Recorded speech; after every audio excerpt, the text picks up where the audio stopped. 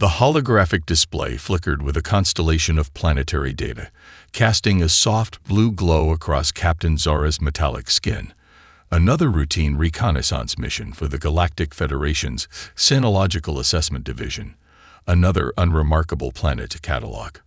Earth hung in the display, a swirling marble of blue and green that seemed almost too ordinary to warrant serious attention. Zara's tentacle-like appendages danced across the holographic interface, sorting through centuries of accumulated data. The planet had all the hallmarks of a primitive civilization: fragmented political systems, limited space exploration, technological infrastructure barely capable of planetary communication, standard classification, Tier 5 developing civilization. She had processed thousands of such planets during her career, each following a predictable pattern of societal development. Her junior analyst, Trin, shifted uncomfortably in the observation pod. The young researcher's bioluminescent skin pulsed with an unusual frequency, a telltale sign of curiosity that veterans like Zara had learned to recognize. "Something catches your attention?" Zara asked, her universal translator rendering the words in a smooth, almost disinterested tone. Trin's tentacles wrapped nervously around his data retrieval module. "The communication patterns are unusual," he said, zooming in on a particular section of electromagnetic data. "The noise isn't random. There's a complexity here that doesn't match the planet's reported technological capabilities." Zara had heard such observations before. Young researchers always found excitement in the most mundane details. She remembered her own early days of exploration, when every anomaly seemed like a potential breakthrough. Experience had taught her that what appeared complex was often just sophisticated randomness. But something about Trin's approach gave her pause. The junior analyst began overlaying communication patterns, his specialized algorithm creating intricate webs of connection that seemed to pulse with an almost organic rhythm. Each intersection point represented a communication node, but instead of the expected hierarchical structure of a developing civilization, this network looked more like a living, breathing organism. "Look at the adaptive response rates," Trin murmured, his tentacles moving with increasing excitement. "These communication nodes realign themselves with impossible speed. It's like the entire planetary network is a single distributed intelligence system." Zara leaned closer. The data was indeed strange. Most developing civilizations had clear communication hierarchies: government channels, military networks, scientific research platforms. This planet showed something entirely different.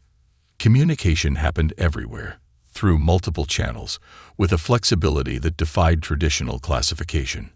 A small notification pinged in the corner of the holographic display. Eli Martinez, a name that would soon become legendary, though neither Zara nor Trin knew it yet. Somewhere on the planet below, in a small apartment in Buenos Aires, Eli Martinez was about to complete a piece of code that would change everything. It wasn't a weapon. It wasn't a breakthrough scientific discovery. It was something far more dangerous. A simple algorithm that could translate and connect human communication in ways no one had yet imagined. The algorithm would do more than just transfer information. It would learn. It would adapt. It would understand. Zara's experienced hand hovered over the classification button. Tier 5 developing civilization. A simple designation that would soon prove monumentally incorrect.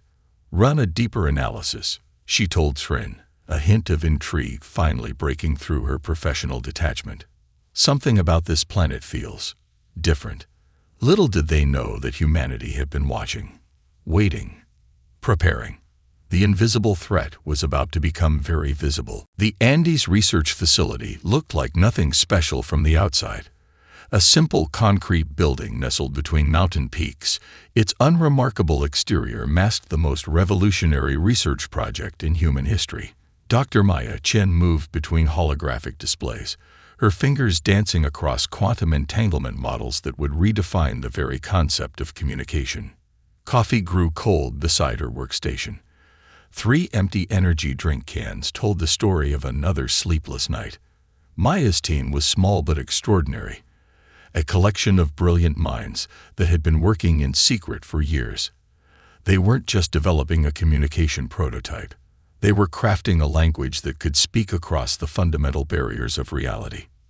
"Neural interface is stable," muttered Dr. Akira Nakamura, his eyes fixed on a complex array of quantum processors. A former telecommunications engineer turned theoretical physicist, Akira had spent the last decade convinced that human communication could transcend traditional electromagnetic limitations. Maya reviewed the latest simulation results.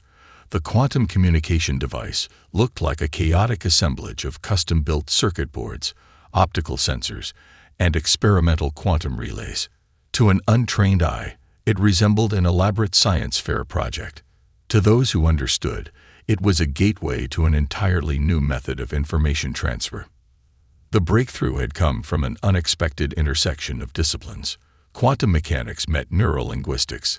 Theoretical physics danced with communication theory. Each team member brought a unique perspective that made the impossible seem inevitable. "We're not just sending information," Maya explained to her team during their morning briefing. "We're creating a communication method that adapts, learns, and transforms in real time. Traditional communication is linear. This is organic." Their funding came from an intricate network of sources: government black budgets, private technology firms, academic grants carefully routed through multiple shell organizations. No single entity could trace the full extent of their research. It was a testament to human ingenuity, the ability to collaborate invisibly, to build something extraordinary through distributed intelligence. Dr. Elena Rodriguez, a cognitive neuroscientist, monitored the psychological implications of their work. "Imagine communication that doesn't just transmit words," she would say, "but entire contextual experiences, emotions, memories, the entire complexity of human understanding, transmitted instantaneously." The first true test came on a crisp mountain morning. Maya's hand hovered over the activation sequence, years of research compressed into a single moment of potential. The quantum communication device hummed with an energy that seemed to bend the very fabric of reality around it. When activated, something extraordinary happened. Information didn't just transfer, it transformed. The device created communication channels that existed beyond traditional understanding. Quantum entanglement allowed for instantaneous communication that defied everything known about physics. But more importantly, it learned. Each transmission carried not just data, but the potential for understanding. Unbeknownst to the researchers, their signal had already been detected. Thousands of light years away, the Galactic Federation's most advanced listening posts experienced something unprecedented. Their most sophisticated signal analysis systems began to glitch, overwhelmed by a communication method that didn't conform to any known technological framework. "It's like the signal is alive," Akira whispered, watching the data streams dance across his monitors. "It's not just transmitting, it's thinking." Maya smiled. They had done more than create a communication device. They had birthed a new form of intelligence, one that could adapt, learn, and connect in ways no one had ever imagined. The quantum whisper had become a roar, and the galaxy was about to listen. The Hollywood studio looked like any other production facility, but inside, something extraordinary was happening. Marcus Rodriguez, a former intelligence analyst turned creative director, studied the latest script with a precision that went far beyond typical storytelling. "It's not just a movie," he muttered to his team. "It's a communication protocol." The team gathered around the conference table, a diverse group of writers, designers, linguists, and cryptography experts. What appeared to be a standard science fiction screenplay was actually a carefully constructed information transfer system. Each scene contained layers of encoded data. Character dialogues carried subtle communication patterns. Even the visual effects contained hidden information streams that could be decoded by those who knew how to look. Sarah Kim, the lead data strategist, pulled up a holographic display showing the intricate information networks embedded in their recent media productions. "Look at how quickly these communication patterns spread," she explained. "A meme isn't just a joke. It's a vector for global information transfer. The entertainment industry had become humanity's most sophisticated intelligence network. Video games weren't just entertainment. They were adaptive learning platforms. Social media wasn't a communication tool. It was a global distributed intelligence system. Each piece of content was carefully designed to do more than entertain. They were training humanity to think in new, more connected ways. Marcus traced the evolution of their strategy.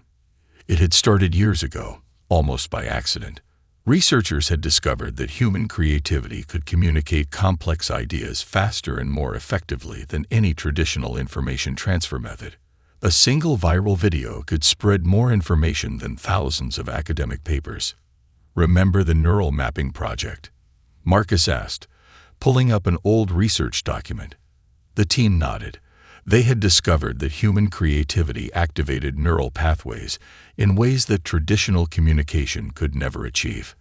A well-crafted story could literally reshape how people thought about complex concepts. Their current project was their most ambitious yet, a blockbuster film that would look like a standard summer action movie to most viewers. But beneath the surface, it contained a sophisticated communication protocol that could potentially bridge understanding between entirely different cognitive systems. In another part of the studio, a team of linguists worked on something remarkable. They were developing a communication method that went beyond words, a language of concepts, emotions, and shared experiences. Each script was a carefully constructed puzzle, designed to be decoded on multiple levels. "We're not just making entertainment," Sarah explained to a junior team member. "We're creating a global communication system that can adapt, learn, and connect in ways no one has ever imagined." The Galactic Federation's intelligence analysts would spend years trying to understand how humanity could weaponize creativity and communication. They would never realize that the true power wasn't in the content itself, but in the ability to create adaptive, living information networks. A notification pinged on Marcus's screen.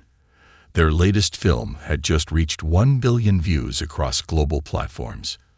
To most, it was just another blockbuster. To those who understood, it was something far more significant. Each view was a node in a planet-wide intelligence network. Each share was a communication channel. Each meme was a potential breakthrough in understanding. Outside the studio, the world continued its normal rhythm. People watched movies, shared content, played video games. They had no idea they were part of something much larger. A global intelligence system was forming, one piece of content at a time. The cultural Trojan horse was in motion, and the galaxy had no idea what was coming. The simulation room looked deceptively simple. 4 individuals sat around a circular table, each seemingly unrelated. Dr. Elena Rodriguez, a cognitive neuroscientist with salt and pepper hair. Colonel Jack Harrison, a retired military strategist with weathered hands. Dr. Akira Nakamura, a quantum physicist whose eyes never stopped moving. And Zara Chen, a teenage programming prodigy who looked more interested in her energy drink than the complex holographic displays surrounding them. This was humanity's most closely guarded secret, the Adaptive Response Team. The Galactic Federation had created an intricate first contact simulation designed to test the cognitive and strategic capabilities of developing civilizations. What they didn't realize was that this test was about to become a masterclass in human potential. Dr. Rodriguez activated the primary interface. Holographic projections erupted around them, displaying a complex interstellar communication challenge that would have taken most civilizations decades to approach. The scenario was intentionally designed to be nearly impossible. Multiple conflicting communication protocols, interdimensional translation barriers, and a time-sensitive diplomatic crisis that required instantaneous decision-making. "Interesting," muttered Colonel Harrison, his weathered fingers tracing the holographic data streams. Military strategy met quantum possibility in a dance of pure intellectual potential. Dr. Nakamura began breaking down the communication barriers, his quantum understanding revealing layers of complexity that most researchers would have missed entirely. He wasn't just analyzing the problem. He was reimagining the entire concept of problem-solving. Zara Chen, seemingly disinterested, had already written 3 separate algorithmic approaches in her Neuralink tablet. Each algorithm was a potential solution, but more importantly, each was designed to learn and adapt in real time. What made the team extraordinary wasn't their individual brilliance. It was their ability to collaborate in ways that defied traditional understanding. They weren't just solving a problem. They were creating a living solution that could evolve faster than the challenge itself. "We're not looking for a single answer," Dr. Rodriguez explained, her voice calm and precise. "We're creating a communication ecosystem that can adapt, learn, and transform." The simulation progressed. Most teams would have become overwhelmed. This team saw each new complexity as an opportunity. Where others saw barriers, they saw potential pathways. Colonel Harrison's military strategic approach identified potential conflict zones. Dr. Nakamura translated these into quantum communication protocols. Zara Chen's algorithms created adaptive learning systems that could predict and respond to communication challenges before they fully formed. Dr. Rodriguez mapped the psychological and cognitive implications of each potential approach. 12 hours into the simulation, they had done something unprecedented. They hadn't just solved the communication challenge. They had fundamentally reimagined how communication could work. The Galactic Federation's monitoring systems began to glitch. Their most advanced AI couldn't comprehend what was happening.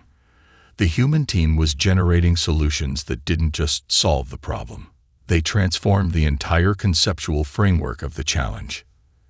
"It's not about finding the right answer," Zara said, taking a swig of her energy drink. "It's about creating a system that can find any answer." When the simulation ended, the monitoring team was stunned. The human team had not only solved the impossible challenge but had done so in a way that was completely unpredictable. They hadn't followed any known problem-solving methodology. They had created something entirely new. The Galactic Federation had a name for this approach, though they didn't fully understand it: human adaptive intelligence. The crucible had been heated, and humanity had emerged as something entirely unexpected. The server farm looked like any other massive data center, its rows of black servers humming with a quiet intensity. But Dr. Sofia Martinez knew the truth. This was humanity's true nervous system, a distributed intelligence network that spanned the entire planet. Most people saw the internet as a communication tool. Sofia saw it as a living, breathing organism of collective intelligence.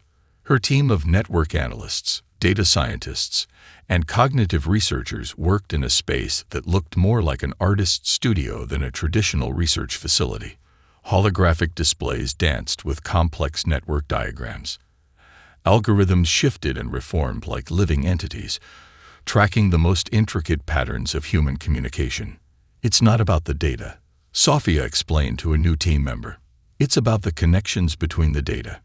Each meme, each viral video, each seemingly random online interaction was a neural pathway in a global brain." The team had discovered something extraordinary. Humanity was creating an intelligence network that transcended individual human limitations. A massive screen displayed global communication patterns.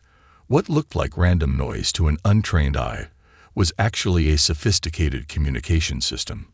Social media platforms, gaming networks, academic research forums, they were all nodes in a planet-wide distributed intelligence system. Alex Chen, the team's lead data visualization expert, pulled up a real-time map of global information flow. "Watch this," he said, pointing to a series of rapidly changing color patterns. A meme about a local event in a small Brazilian town would trigger a cascade of information that would circle the globe in minutes, each interaction adding layers of context and understanding. The Galactic Federation's most advanced AI systems would crash trying to understand this network. It wasn't hierarchical. It wasn't predictable. It was alive. Their most significant discovery was how quickly humans could mobilize collective intelligence. A complex scientific problem could be crowdsourced and partially solved in hours. A humanitarian crisis could generate global response mechanisms faster than any centralized government could react. "We're not just sharing information," Sofia often said. We're creating a planetary problem-solving mechanism. The team had developed sophisticated algorithms that could track the evolution of ideas. A single concept could emerge, transform, and spread across global networks in ways that defied traditional understanding of communication. What appeared to be chaos was actually an incredibly sophisticated information transfer system. Gaming networks were particularly fascinating. Millions of players solving complex simulated challenges, sharing strategies, adapting in real time. Each game was more than entertainment. It was a training ground for collective problem-solving. "Look at this," Alex said, pulling up a visualization of a popular online strategy game. The players weren't just playing. They were developing complex collaborative strategies that could be applied to real-world challenges. A team in Tokyo would develop a solution that would be immediately understood and adapted by players in Sao Paulo, Lagos, and Vancouver. The most remarkable aspect was the network's resilience. Traditional communication systems could be disrupted. This network could route around any obstacle. If one communication channel was blocked, it would instantly create new pathways. Sophia's team had discovered something profound. Humanity wasn't just developing a communication network. They were creating a planetary intelligence system that could think, adapt, and evolve faster than any centralized intelligence could comprehend. As night fell, the server farm continued its quiet hum. Millions of interactions happened every second.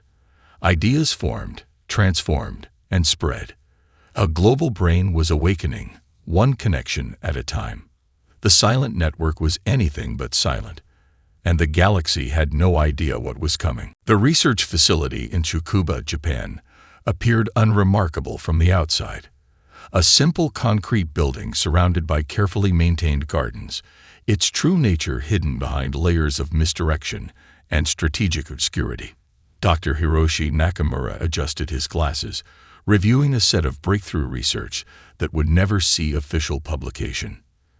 Behind a series of secured access points, humanity's most advanced technological developments were taking shape.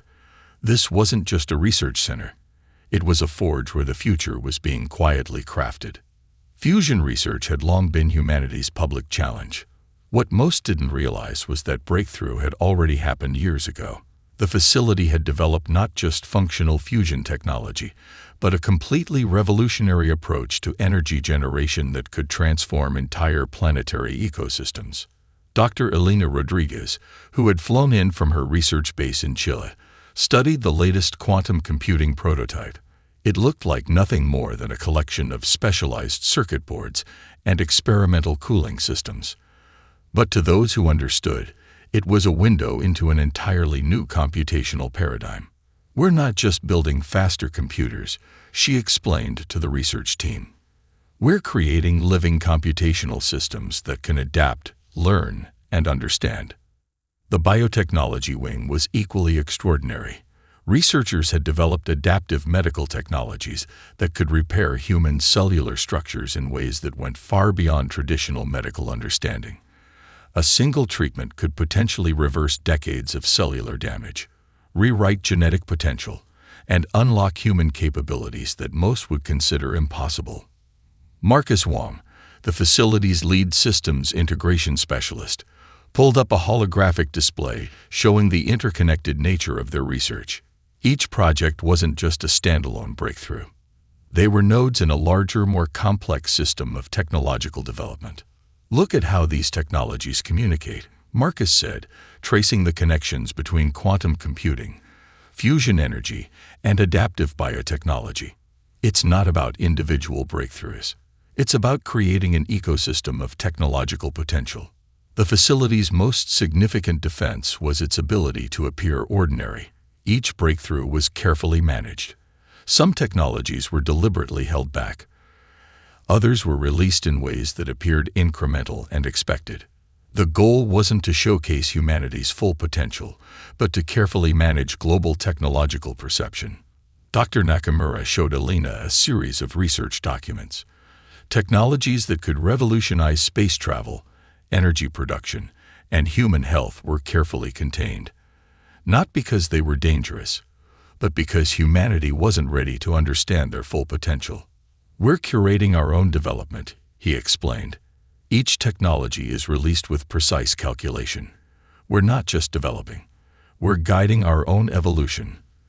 The quantum computing prototype could solve complex problems that would take traditional supercomputers millennia to process. But it looked like nothing more than an experimental research platform. Cooling systems hummed quietly, masking the true computational potential within.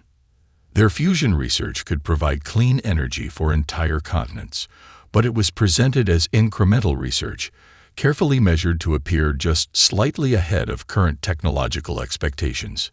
Biotechnology breakthroughs that could extend human life, repair genetic damage, and unlock unprecedented human potential were developed with surgical precision. Each discovery was a piece of a larger puzzle that most of the world couldn't even imagine. As night fell over the research facility, the most advanced technologies in human history continued their quiet development. Breakthrough after breakthrough, carefully managed, strategically released. The technological mirage was in full effect, and the galaxy had no idea what was coming. The United Nations headquarters in New York looked deceptively ordinary. Diplomats from around the world mingled, unaware that the most significant first contact in human history was about to unfold. Dr. Maya Chen stood at the center of a carefully assembled team. Each member had been chosen not for their official titles, but for their extraordinary ability to understand, adapt, and communicate. A linguistic anthropologist with 3 decades of cross-cultural research, a quantum communication specialist who had rewritten the rules of information transfer, a former military strategist with a doctorate in comparative xenosociology, a teenage programming prodigy whose adaptive algorithms could predict communication patterns before they fully formed. The Galactic Federation's diplomatic vessel approached Earth with what they believed was a carefully prepared first contact protocol. Their lead diplomat, Ambassador Krillax, had spent decades studying Earth, convinced they understood every nuance of human communication. They were wrong. The first meeting was orchestrated with surgical precision. The human delegation didn't just meet the Federation representatives. They deconstructed their entire approach to interspecies communication. Communication is more than words. Dr. Chen began, her voice calm and precise. The universal translator struggled to capture the full complexity of her language. Each word carried layers of meaning, cultural context, emotional subtext, potential interpretations that shifted with the most subtle changes in tone. Ambassador Krillax found himself experiencing something unprecedented. The human team wasn't just responding to the Federation's communication. They were simultaneously analyzing, adapting, and reshaping the entire communicative framework. Dr. Elena Rodriguez, the team's cognitive specialist, began to demonstrate humanity's most extraordinary capability. She didn't just translate. She created living bridges of understanding. Complex human concepts that had no direct translation were transformed into experiential communication, a method that allowed the Federation representatives to almost literally feel the nuanced meaning behind human ideas. The teenage programmer, Zara Chen, worked silently, her neural link interface creating adaptive communication algorithms in real time. She was building translation protocols faster than the Federation's most advanced AI systems could process. What appeared to be a diplomatic meeting was actually a masterclass in communication theory. The human team wasn't just sharing information. They were demonstrating an entirely new approach to understanding. Ambassador Krillax realized something terrifying. Humans weren't a primitive species waiting to be understood. They were a civilization that had been carefully studying, preparing, and developing communication technologies far beyond anything the Federation had ever encountered. The former military strategist, Colonel Jack Harrison, began explaining humanity's approach to conflict resolution. But it wasn't a standard diplomatic briefing. It was a living demonstration of how humans could transform potential conflicts into opportunities for mutual understanding. "We're not interested in conquest," he explained. "We're interested in connection." Each human team member brought a unique perspective that combined into a holistic communication approach. the linguistic anthropologist, showed how human language evolved as a living, adaptive system. The quantum communication specialist demonstrated information transfer methods that defied the Federation's most advanced technologies. Hours passed, but time seemed irrelevant. The Federation delegation found themselves transformed by the encounter. Their understanding of intelligence, communication, and potential was being rewritten with each passing moment. As the meeting concluded, Ambassador Krulax understood a fundamental truth. Humanity wasn't just another developing civilization. They were a species that had been carefully observing, learning, and preparing for this moment. The diplomatic tsunami had arrived, and the galaxy would never be the same. The Galactic Federation's High Council chamber fell silent. Holographic displays flickered with data that defied everything they thought they knew about intelligent life. Ambassador Krulax stood at the center, presenting findings that would reshape galactic understanding forever. The report was more than a diplomatic briefing. It was a complete deconstruction of everything the Federation believed about developing civilizations. Humanity is not emerging, Krulax began, his voice resonating through the chamber. They have been here all along, waiting. The council members represented dozens of advanced civilizations, crystalline beings from gas giants, quantum-integrated silicon-based life forms, plasma entities that communicated through electromagnetic pulses. Each had believed themselves to be at the pinnacle of evolutionary potential. Each was about to be proven wrong.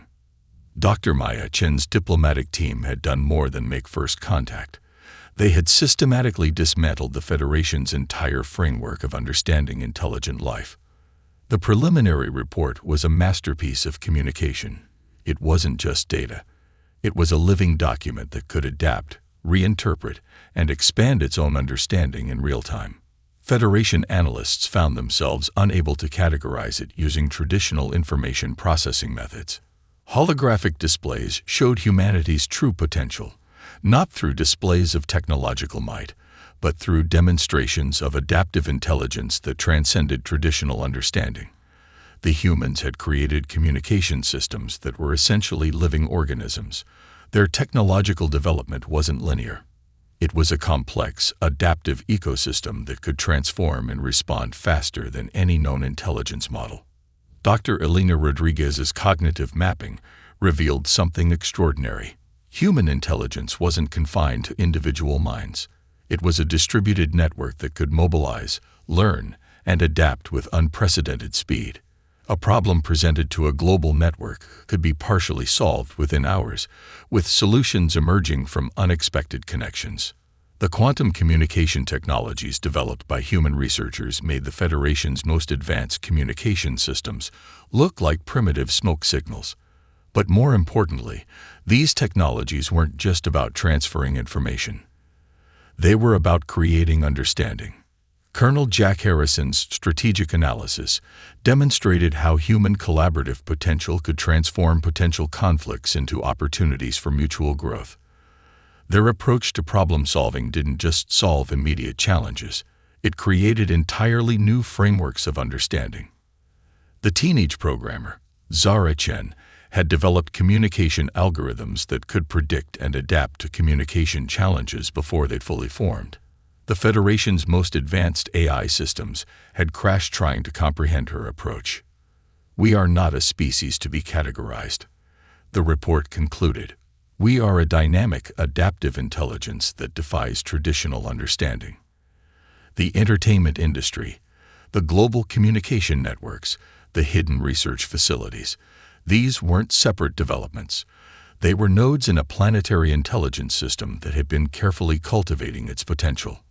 Most critically, humanity had been watching, learning, preparing.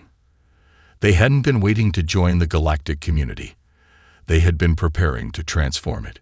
The High Council members exchanged glances. Millennia of galactic political structures were about to be rewritten. Humanity wasn't just another species to be catalogued. They were a fundamental reimagining of what intelligent life could be.